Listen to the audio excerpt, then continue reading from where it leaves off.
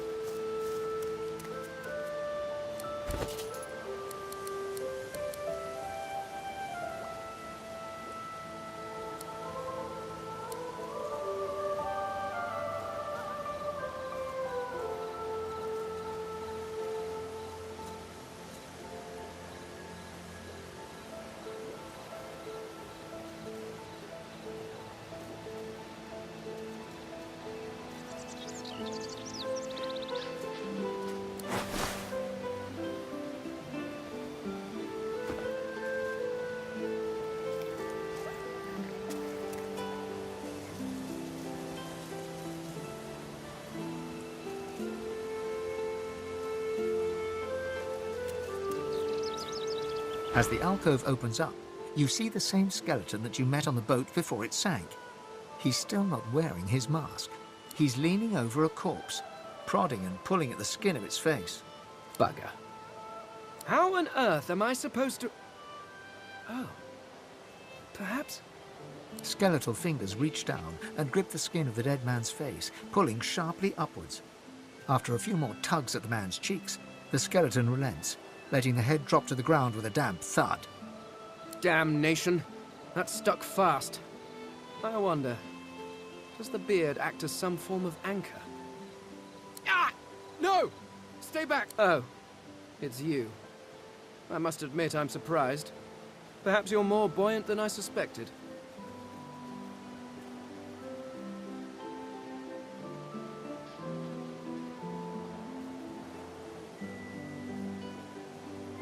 It seems the human that stole my mask was rather more resourceful than I gave her credit for. I chased her here, but she rather seems to have given me the slip. Thus... He turns back to the body, prodding at its face cautiously. Why, its face, of course. What other use would I have for some rotting corpse? A face that seems rather stubbornly attached to his skull. I would normally employ a tool to delicately but viciously rip the face from the body. I could then craft a mask to hide my bone. But as I lack such a tool... The skeleton grabs the corpse by the cheeks and pulls hard, grunting in frustration as the body's skin holds firm.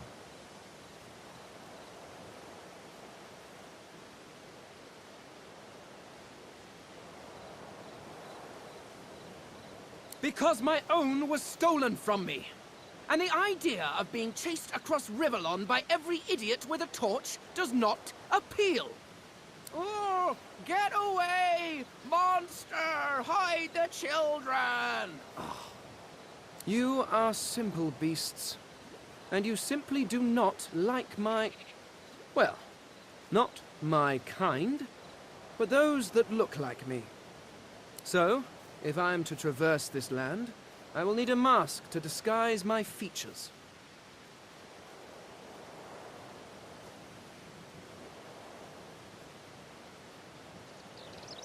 Simply put, I am an Eternal, and you are not. You have my sympathies. Indeed, no one seems to have the good taste to be. My people are rather absent, at least from this realm. As for the others, well, there is an excavation site at the Black Pit's oil fields. Perhaps there I'll find my answers.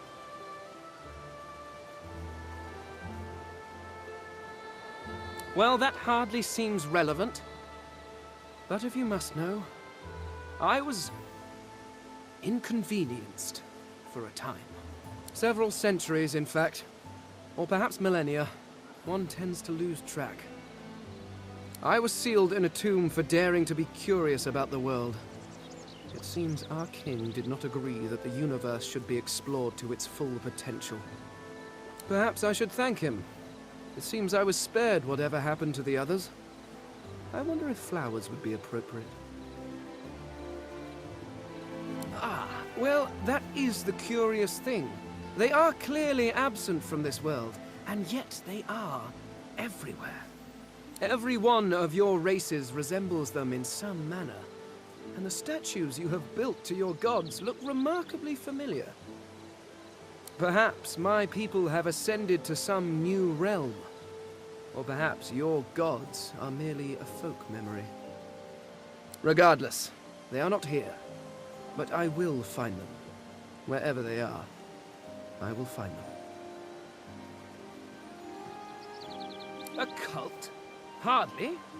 We were a race that existed before the idea of race was needed. We were all one. I could ask you to imagine an Eternal as a creature of incredible intelligence and skill, but I fear the limits of your imagination would not do us justice. We studied the mysteries of the universe. We created works of great art. We disappeared. But I will find them. Wherever they are, I will find them. We will have our world again.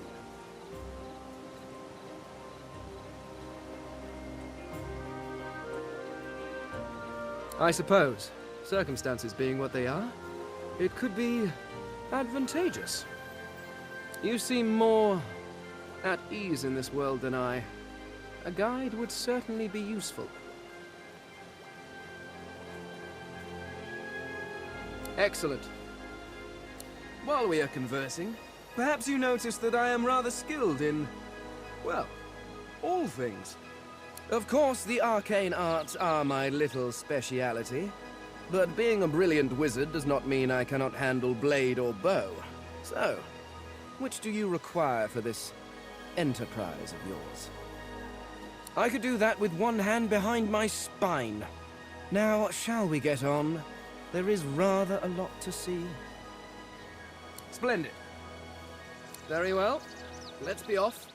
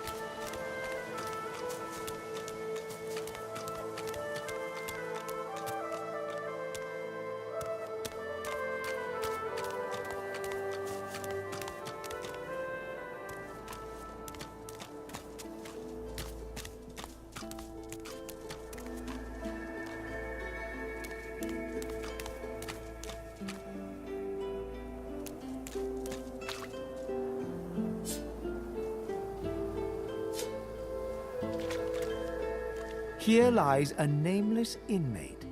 May he find the peace denied him in life in the Hall of Echoes.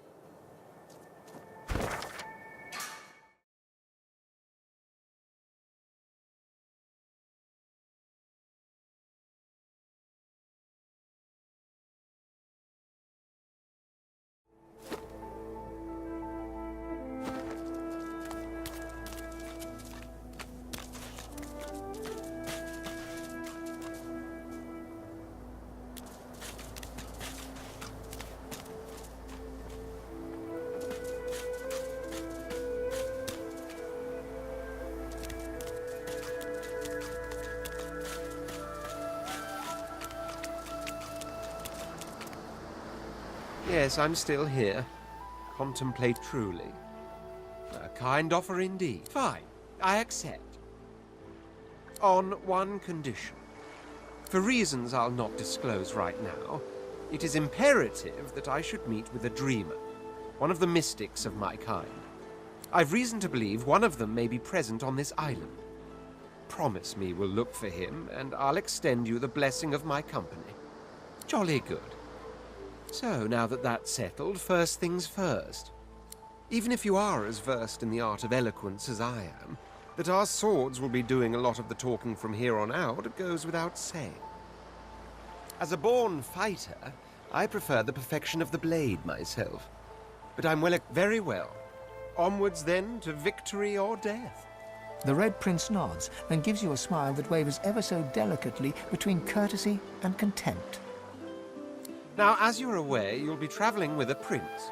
Proper forms of address include Your Majesty, Your Royal Highness, or if you're feeling particularly frivolous, My Lord.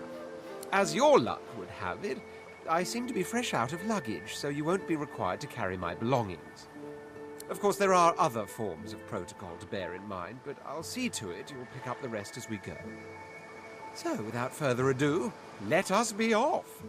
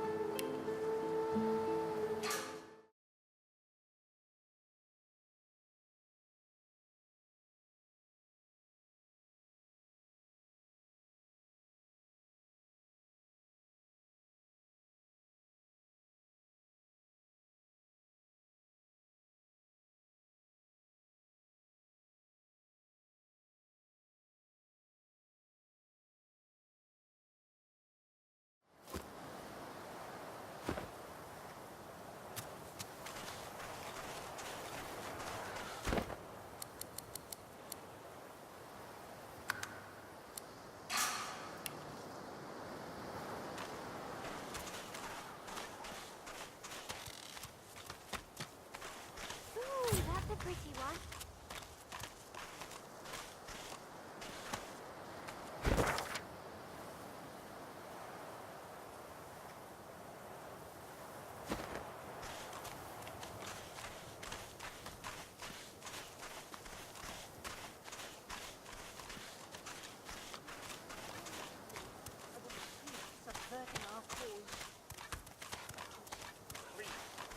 Your God will ask you a question.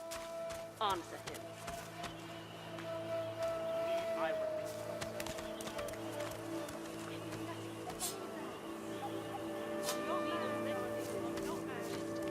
now speak. I am a proud loyal to the Order. I would not dream of such. told him I'd known exactly. Didn't I?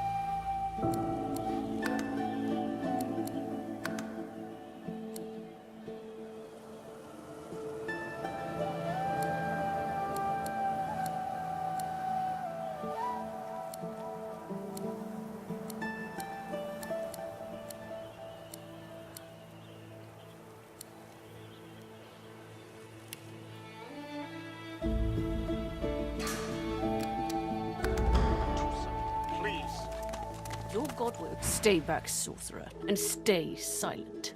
Our Godwoken speaks. We know you've been helping sorcerers escape, Atusa. We have proof. I'd sooner cut my tongue out than lie to you, Alexander. I know nothing of any escapees. If you can tell the Godwoken no more, your tongue is of no use. Cut it out. This can't be serious, Alexander. Come! You should know by now to obey your superior, Magister, whatever she may ask.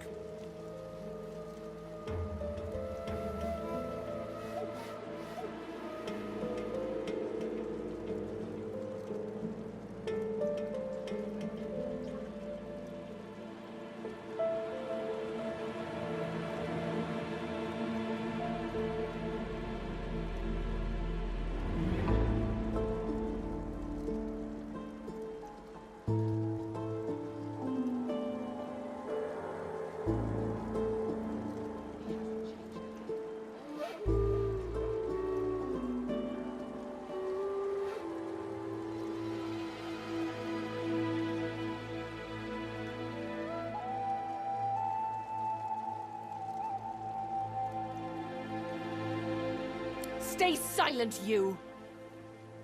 Atusa pinches the tip of her tongue with 2 fingers and brings her dagger to its root.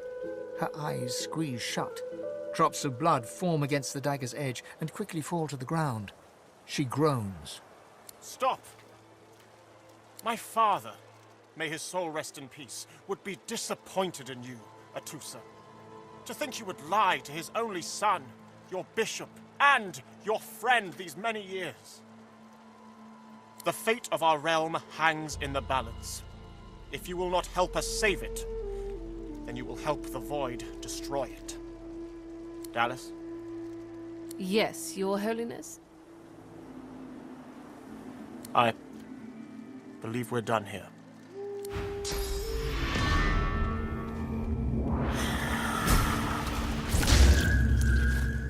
What a waste. Come, we'll be needed elsewhere. Exactly. Didn't I?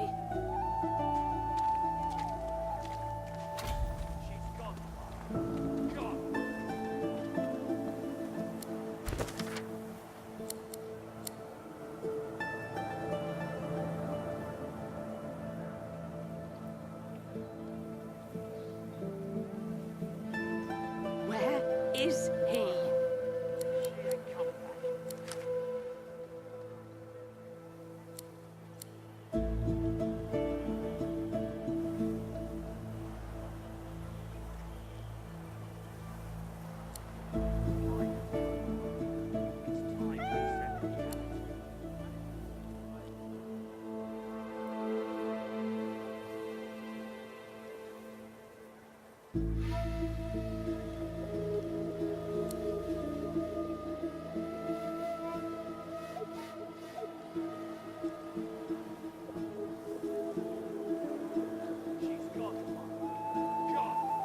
I told him I'd known exactly.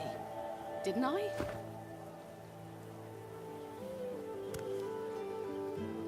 Deplorable surrounding for an agreeable conversation, but go ahead.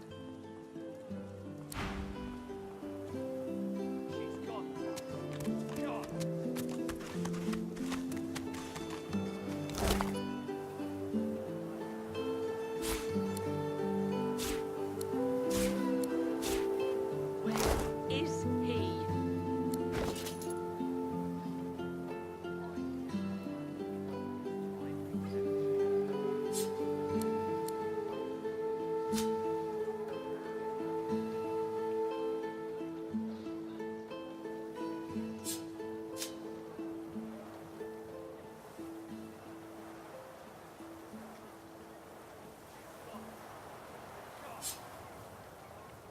I told him at noon exactly.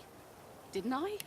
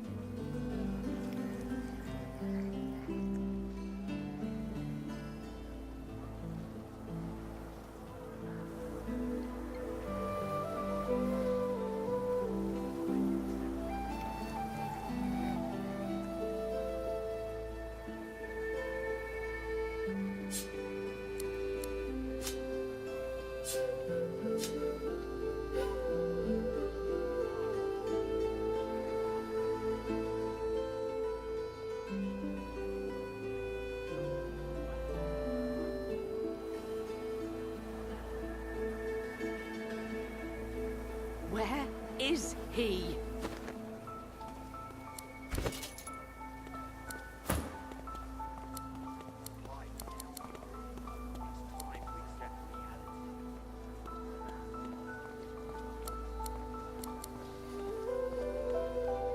He hasn't changed a bit. Always late.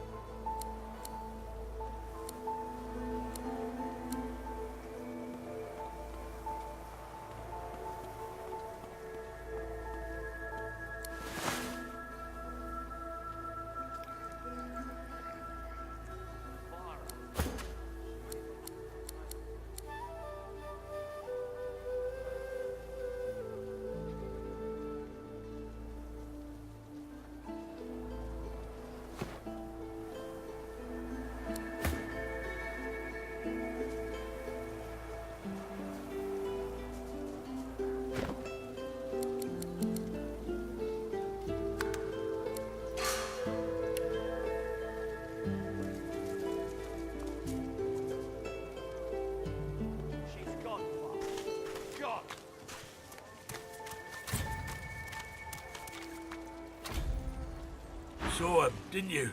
The Hammer and Alexander. They gave that scaly traitor what for, they did.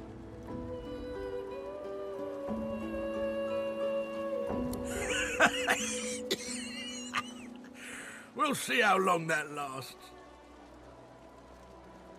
Bishop's the son of the dead divine. Don't know when we'll get a new one, but Alexander's looking after us in the meantime all the same. And the Hammer's a solid sort. Don't take no guff and don't stand for no idling. Earned that name for a reason, she did. During the time of Lucian, of course. Who wouldn't join up with God himself? It was all glory, all goodness. When we lost him, well, it only made sense to see his will through. Can't for certain. But I reckon when God himself gives his life to protect you, you don't waste the gift. You protect it with everything you've got.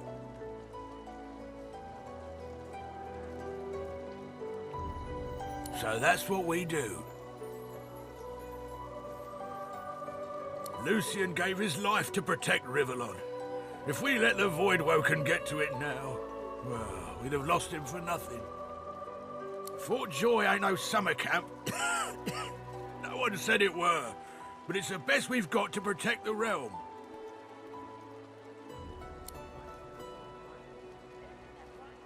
When you give up the darkness that's inside you, take your fault it's there, mind, but it's there all the same.